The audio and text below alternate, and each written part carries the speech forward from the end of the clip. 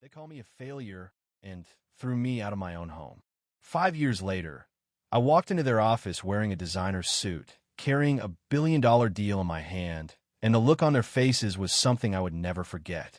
My name is Ethan Carter, and 5 years ago, my own family believed I was nothing.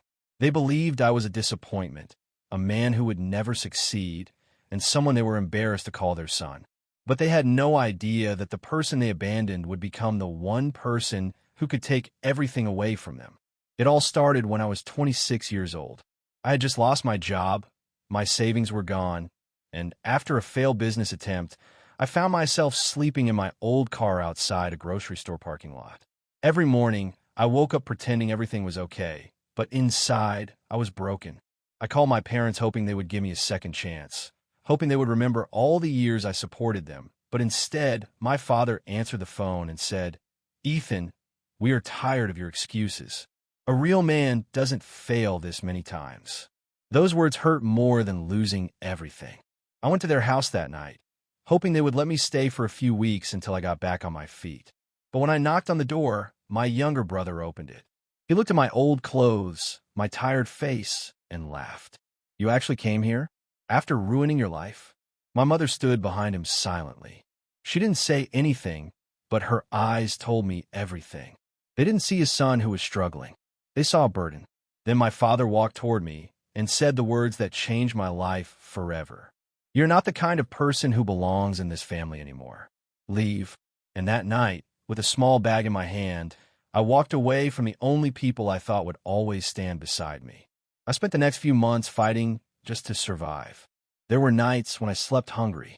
There were mornings when I had to wash my face in public bathrooms before going to job interviews. People looked at me like I was invisible. But every rejection, every insult, every painful moment became fuel. I promised myself one thing. I would never beg anyone for respect again. Instead of looking for another job, I started studying businesses, investments, and technology. I spent every night learning while others slept. I noticed a problem in the logistics industry that nobody was solving. A simple idea turned into a small startup. At first, nobody believed in me. Investors rejected me. Experts laughed at my plans. They told me I was just a homeless guy with a dream. But I remembered every person who looked down on me, and I kept building. 1 year later, my small company started making millions. 3 years later, it became one of the fastest growing technology companies in America. And 5 years after my family threw me away, I became the CEO of Carter Global Holdings, a company worth hundreds of millions of dollars. But I never contacted my family. I didn't need revenge. I wanted success to speak for me. Then one morning, I received an email that changed everything. My father's company, Carter Industries, the company he had spent 30 years building, was facing a financial crisis. Bad investments, poor management, and massive debt had pushed them toward bankruptcy. They needed a buyer immediately, or they would lose everything. Several companies refused because the debt was too high. But one company showed interest. Mine. I scheduled a meeting at their headquarters. Nobody knew who the buyer was. When I entered the conference room, my father, mother, and brother were sitting there waiting.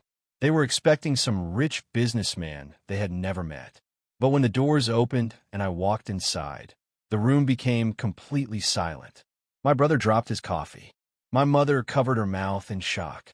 My father looked at me like he was seeing a ghost. I placed the documents on the table and calmly said, "Good morning.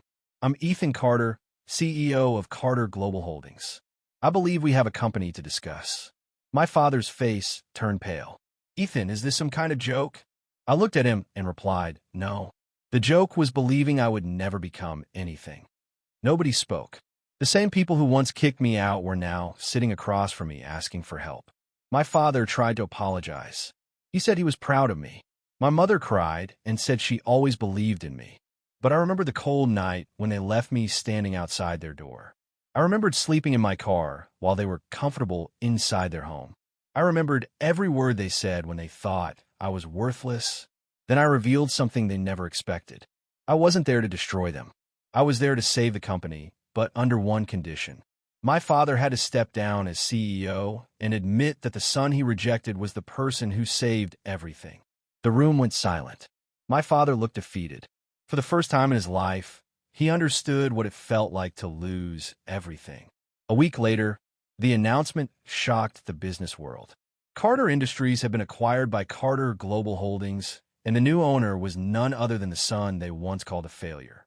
Reporters asked me if I bought the company for revenge. I smiled and said no. Revenge means wanting someone else to suffer. I bought it because I wanted to prove that someone's beginning does not define their ending. Years later, my family changed.